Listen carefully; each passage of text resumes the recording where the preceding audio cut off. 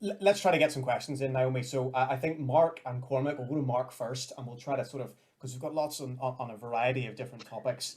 Some I'm sure you'll be expecting, some of them are a bit more random, to be honest. Mark, why don't you ask Naomi your question? I think we can hear you and see you. Yes. Hi Naomi, it's a pleasure Hi. speaking with you. In the Literific, we have this running gag. After a debate, we go to a voter speaker building and we get to the abstaining vote, and there'll usually be somebody in the room who pipes up and says, "Oh, here come the alliance voters." For many, alliance is defined by its position on the constitutional question. And I'm sure we could agree that green and orange issues play far too large a role in our politics. But in the wake of Brexit, rather than diminishing, they seem to be getting more and more important. So my question is, how can you be confident of the future of the party when, for many, these issues seem to be getting more important rather than less? Well, I think that there's a couple of things. I suppose the constitutional position, we've never said it isn't important. We've said that it shouldn't be the guide to every decision we take. I mean, if you look at decisions in Northern Ireland, if you look at COVID, my goodness, people actually managed to sectarianize COVID. You know, Edwin Poots telling us that it was mainly Catholics, it was their fault that it was being spread and they were catching it at one point. And, you know, all kinds of nonsense being talked. I just think we don't need everything to be a green and orange issue. Of course, the constitutional position will matter, and there will be a point where a decision will have to be taken on that, and we will take a decision on it. But I don't take my decisions based on speculation years in advance. I take my decisions based on evidence at the time. That's how politics ought to be done. And at the moment, there is no proposition. So nobody has come to us with a proposition for what a united Ireland would look like, about how it would be funded, how it would transition, what would we do with the Assembly in the interim, how would we solve community relations, who would take on responsibility for the legacy of the past and all of those complex issues. So when somebody comes with a proposition, or when they want to discuss a proposition, we're engaging in that conversation. Naomi, though, is it not the job of politicians and political parties to provide leadership? I mean, you're not a voter. Voters wait until others come to them with ideas and they decide which way they're going to go. You're a political party with a significant degree of support. Is there not an onus on you to propose either maintaining the union or transferring to Irish unification? No, because actually what we're focused on is the prospect of uniting our community. And actually that to me is the fundamental point, that we're not focused on whether it's a united Ireland or the United Kingdom. We want a united community here in Northern Ireland. And when we get to that point where this community is united, then there is a prospect to have a conversation about the wider constitutional position. But we're not united anything while we're segregated in Northern Ireland, and we just need to be honest about that. So from my point of view, that's my priority. Other people have different priorities. I'm not dismissing them. If you want to build your entire priorities in politics around the constitutional question, that's fine. And there are lots of other parties for you, and lots of other parties will do that. That's not my priority. It isn't what gets me out of bed in the morning.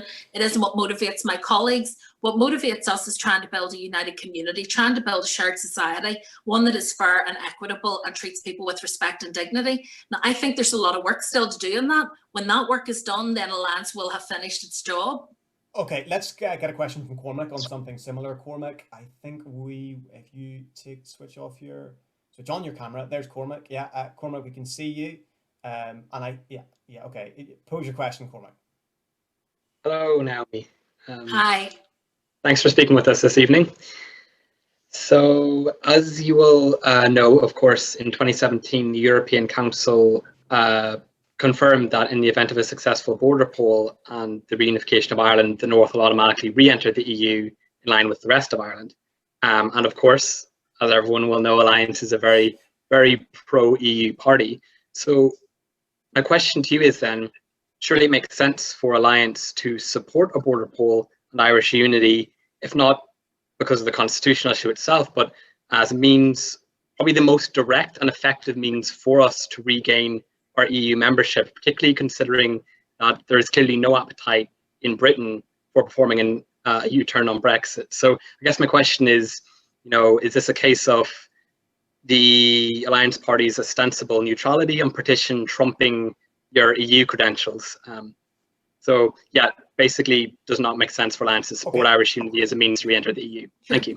No, I mean, I understand where you're coming from. I mean, first of all, I wouldn't rule out that there'll be a change of direction in the rest of the UK, because they're only now starting to see their figures for the first quarter in terms of exports and imports, and it's not a pretty picture. So, you know, I think that we may find increasing alignment with the EU, because people are realising that actually the replacement deals that they've been cutting all over the world are just that, replacement deals to the ones they had in the EU, but they've actually squandered a lot of capital with their existing best market. And I think that's... Naomi, do you really think that the UK might go back into the European At Union? one point, yeah, I do. I think that the direction of travel in terms of the EU, it's intractable, because you need to be able to be part of a bigger bloc in order to trade. I don't think they'll rejoin the EU, but I think they will align more closely than they are at the moment. And I think but that setting that aside, in terms of re-entering the EU, of course, I would love to be part of the EU properly again and be back in that space. But I think we need to look at the issue of the constitutional position of Northern Ireland through the lens of the Good Friday Agreement. And that, I always come back to that, because I think it's really important. And there are a couple of things that it requires. It requires us, I think, first of all, to have a proposition that is going to be feasible. So we're engaging in those conversations with others, and I have attended a number of public discussions and debates around what a united Ireland might look like, because I think it's wise for all of us to be engaged in that conversation, because it may happen. So it's right that we should engage in it. I think that any referendum should be held at a time when Stormont is stable and functioning. That was how it was envisaged in the Good Friday Agreement. And it should be held at a time when there is a prospect that change will happen. And at the minute, that isn't absolutely clear.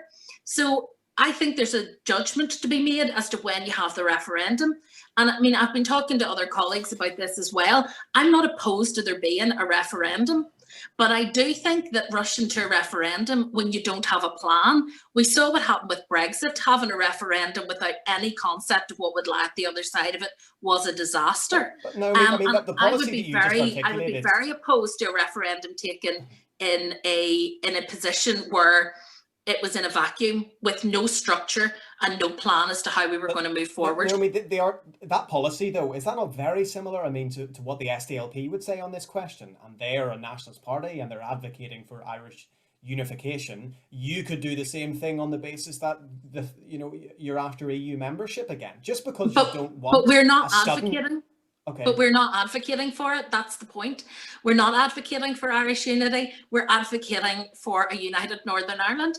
And I know that this bugs people, because they desperately need to put people in a box in Northern Ireland. They believe that we're secretly under the surface all either a unionist or a nationalist. It's just not true.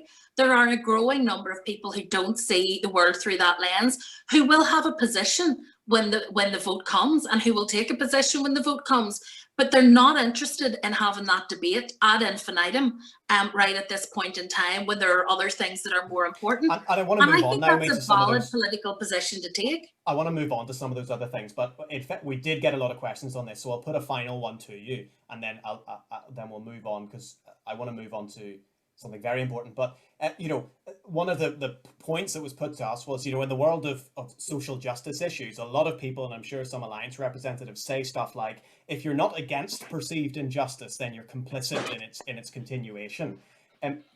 If Alliance isn't against the Union, i.e. advocating for a united Ireland, does that not mean that by definition it's complicit in its continuation for good or for bad, and is therefore a tacitly pro-Union party? No, I mean, again, I've heard that argument, but it's simply not the case. We have accepted the results of the Good Friday Agreement, and we've all signed up to that. And that means that until a majority of people in Northern Ireland choose otherwise, we remain part of the UK, and that we have devolution. It doesn't mean that we can come at some point in the future where we may advocate for change if we felt that was right. But at this point in time, I think that the challenge that we have is trying to unite what is a very divided community, not just on sectarian lines, actually, but a very socially divided and economically divided community. And I think there's a huge amount of work we need to do on that. And I'm much more focused on that. That was what drove me to get involved in politics. It wasn't the fear of a united Ireland or the desire to remain in the United Kingdom. Those things are not my priority. And I get that people find it frustrating, but actually I find the focus on unionism and nationalism frustrating, because in so many of the daily jobs that I do, and so many of the things I try to get done, it's destructive and distracting, as opposed to constructive and actually making things happen. Okay. So I would love to see people able to make those decisions at the right time. I have no objection to it. Happy to be in part of the conversation around shaping it. I think everyone should be in that conversation, but realistically at this point in time, it isn't my main priority. Okay,